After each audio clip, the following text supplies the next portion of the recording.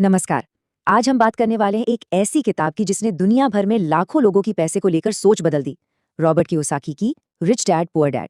इस किताब में कुछ ऐसे पावरफुल सबक हैं जो किसी के भी फाइनेंशियल फ्यूचर को मतलब हमेशा के लिए बदल सकते हैं। ये किताब पैसे को, फाइनेंशियल एजुकेशन को और अमीर बनने की जो पूरी मानसिकता होती है ना, उसे समझने का एक बिल्कुल नया तरीका देती है। तो ये किताब एक बहुत ही बेसिक लेकिन गहरे सवाल से शुरू होती है। क्या एक सेफ और सिक्योर जॉब किसी को सच में अमीर बना सकती है? इसी सवाल को समझाने के लिए लेखक अपने दो पिताओं की कहानी बताते हैं। एक पिता जो कहते थे कि भाई खूब मेहनत से पढ़ाई करो और एक सुरक्षित नौकरी हासिल करो, और दूसरे पिता जिनका मानना था कि नौकरी किसी को अमीर नहीं बनाती, वो तो बस व्यस्त रखती है। तो चलिए इन दो अलग अलग सोच और फिलॉसफी को जरा देखते हैं। एक तरफ है पुअर डैड, जो असल में लेखक के अपने पिता थे और बहुत पढ़े लिखे थे। वो हमेशा कहते थे खूब पढ़ो, अच्छी नौकरी पाओ। उनका फोकस था सिक्योरिटी। और दूसरी तरफ है रिच डैड, जो उनके दोस्त के पिता थे और स्ट्रीट स्मार्ट थे। वो कहते थे सीखो कि पैसा काम कैसे करता है। उनका फोकस था फाइनेंशियल फ्रीडम पर। अब देखिए एक छोटा सा फर्क। पुअर डैड कहते मैं ये नहीं खरीद सकता। ये एक तरह से दिमाग के दरवाजे बंद करने वाली बात है। वहीं रिच डैड सवाल पूछते मैं इसे कैसे खरीद सकता हूँ, और ये सवाल दिमाग को काम पर लगा देता है, नए रास्ते खोजने पर मजबूर करता है। बस यही छोटा सा फर्क पूरी जिंदगी का रास्ता बदल सकता है। सोच का यही जो फर्क है ना, वो जिंदगी में दो बिल्कुल अलग अलग रास्तों पर ले जाता है। रिच डैड ने उस एक रास्ते का जिसमें ज्यादातर लोग अनजाने में ही फंसे रह जाते हैं, एक बड़ा ही दिलचस्प नाम रखा था, रैट रेस।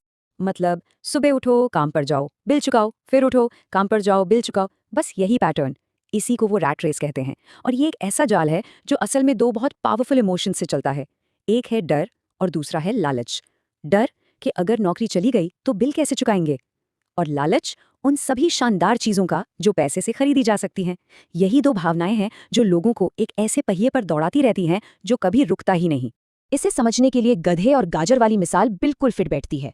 सोचिए एक गधा है जिसके आगे एक डंडी पर गाजर लटकी हुई है। वो उस गाजर तक पहुंचने के लिए भागता रहता है, लेकिन गाजर हमेशा उसकी पहुंच से बस थोड़ी सी दूर रहती है। ये गाजर क्या है? ये है हमारी अगली सैलरी हाइक, हमारा प्रमोशन।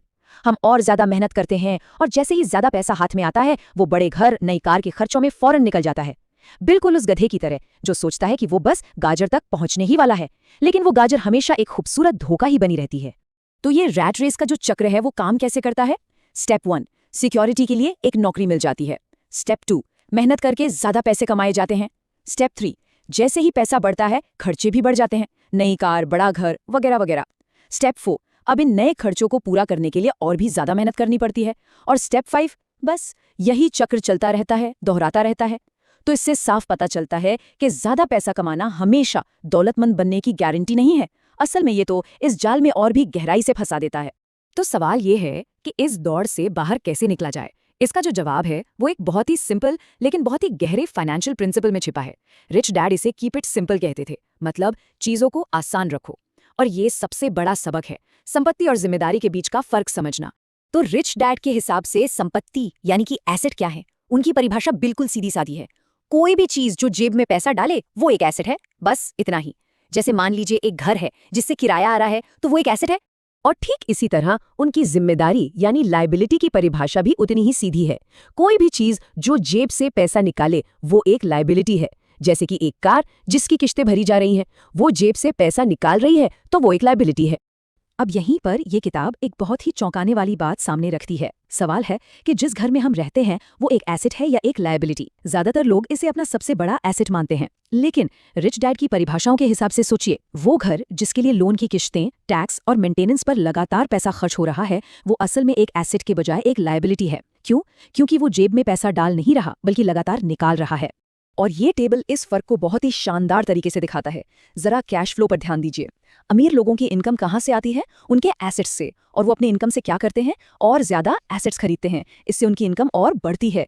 अब मध्यम वर्ग को देखिए, उनकी इनकम नौकरी से आती है और वो पैसा सीधे लाइबिलिटीज खरीदने में चला जाता है, जैसे घर का loan, car loan, credit card bills. और फिर ये लाइबिलिटीज और ज्यादा खर्चे पैदा करती हैं। नतीजा, वो उसी रैट रेस में फंसे रह जाते हैं। सारा खेल फोकस का है। अमीर एसेट्स खरीदने पर फोकस करते हैं, जबकि बाकी लोग लाइबिलिटीज खरीदकर उन्हें गलती से एसेट समझ लेते हैं। तो फिर असली एसेट्स क्या हैं?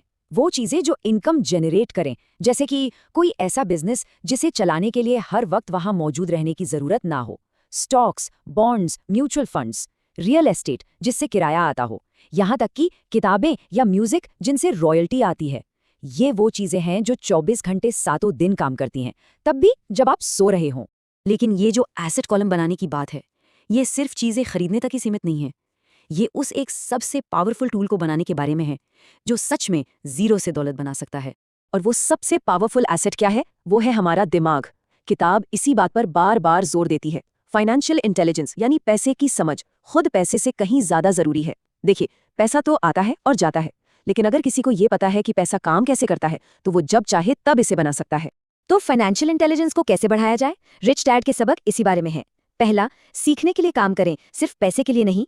दूसरा, अपने काम से काम रखें, मतलब अपने एसेट कॉलम को बनाने पर ध्यान दें। तीसरा, पैसा बनाना सीखें, मतलब उन मौकों को देखें जो दूसरों को नजर नहीं आते।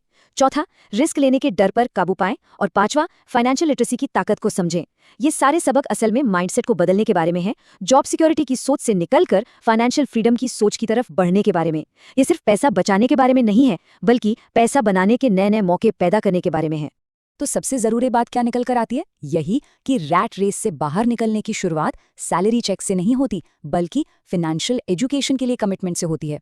असली बदलाव बैंक अकाउंट में नहीं, बल्कि दिमाग में होता है। तो आज का सबसे बड़ा सवाल यही है कि इस जानकारी का इस्तेमाल अपनी सबसे बड़ी संपत्ति यानी अपने दिमाग में निवेश करने के लिए कैसे किया जाएगा।